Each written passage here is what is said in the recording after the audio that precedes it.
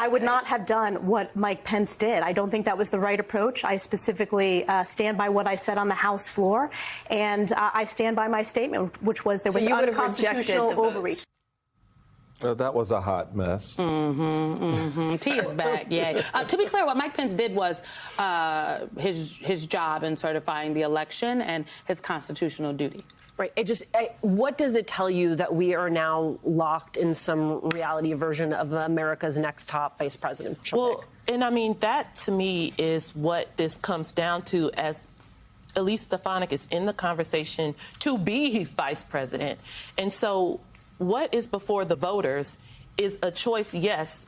Both Trump and Biden have their downsides. But what the Biden campaign is trying to stress is the downside to a potential Trump presidency is you put people in place that may change the fabric of our democracy.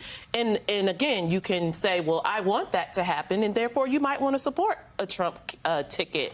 But if you're concerned about what that could mean, then you might not want Trump to be in office because, quite frankly, that could put Elise Stefanik in position to make the types of decisions that she now is criticizing former Vice President Pence for making. It's a true decision, and I think sometimes it gets lost in some of the other side conversations that the risk of a Trump presidency is that Trump and his allies have said over and over again that certain decisions that Pence and others were praised for making on January 6th or the days leading up to January 6th, they would not have made. Yeah, so which tells us that if you just take what we now know that Trump wants and you transport it back to January 6th, Elise Stefanik standing at that rostrum will produce a decidedly different opportunity in a moment for the country. And I think that's an important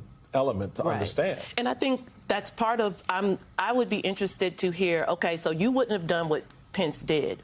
What would you have done? Be specific, because a lot of people think that Pence could have done other things. Again, a lot of legal scholars believe Pence did the exact right thing, or constitutional scholars and things like that. But what would you have done different? And then let's back that out as to what would have been the outcome of these other decisions. Because, again, we could have been in a true constitutional and democratic crisis. I mean, January 6th was bad enough already. I say that as someone who was there when it happened. It was bad enough already, but we have the hindsight of not having to have lived out worse case scenarios on that day. We are accustomed to Elise Stefanik and other Republicans' revisionism. That revisionism seems to be seeping into some segments of the American electorate. I'm going to pull up our new NBC News poll. It found 40% of voters now say Donald Trump's presidency was better than expected. I don't know what to make of that number. Well, that is again, contextualizing and looking backwards fondly. And we see that voters do that. They tend to look back on a time that they were cursing real time, 10 years later, 8 years later, 5 years later, saying it was different. But in this case, it's a little bit more disturbing for me. And it really confirms for me something that I think is very important for people to understand.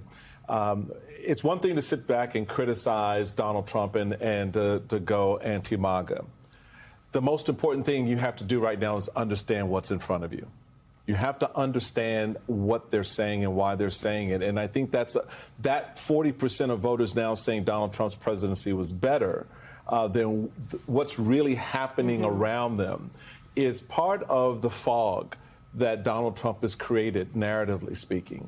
And the elements that are within that fog are all the things that, we're kind of dealing with, the trials and this and that.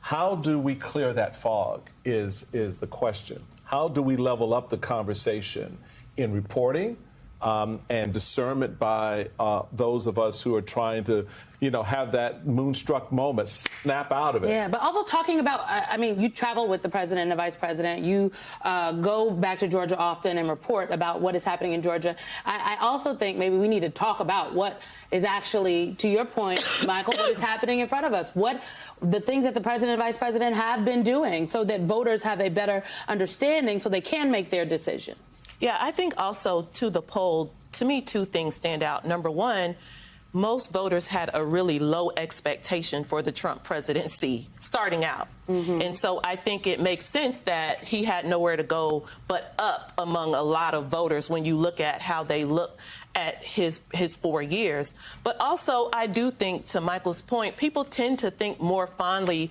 as former presidents are out of office. George W. Bush has benefited from that hindsight as well, even though, you know, in real time, he was criticized for a lot of his decision-making. Think of Hurricane Katrina and the weapons of mass destruction conversation. So that is, to me, the way we look at former presidents is one conversation. And if Trump, particularly if he remains a former president, he's always going to benefit from some of that hindsight. But to your point, Simone, the fact that he's not just a former president, he's a former president who wants to be president again. And we do have to be sober-minded and truthful about what that could mean. What that could mean. And he said he'd be a dictator on day one. Tia Mitchell, thank you for coming to the table with us. If it makes you feel any better, I have already put evac on alert. He's ready to go if it comes to that. General, I can assure you. Hey, General, let me into the war room to see you, so I had to hack my way onto this frequency. This better be critical, Wheelie. Sir, come on, when is it not, please? Okay, couple of things. I'm running low on the dough. I was thinking about taking a couple of months sick leave, maybe starting today. And, oh yeah, I intercepted a transmission from Megatron. Then send it through. Yes, sir, right away, sir. And so I'll assume that we're going on the other stuff. This is your last warning, insects. Relinquish what remains of the Allspark. So who's the insect? You? What? Who's the insect? Protect you.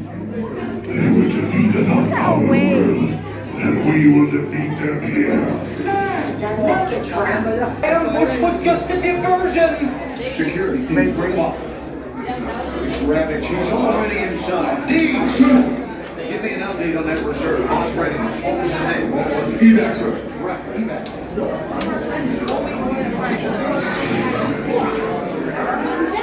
She's right in front.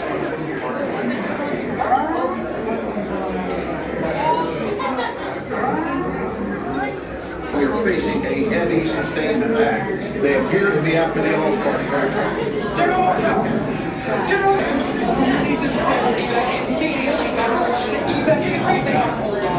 National security advisor! Stay down! Check it out! They failed their mission. Outrageous!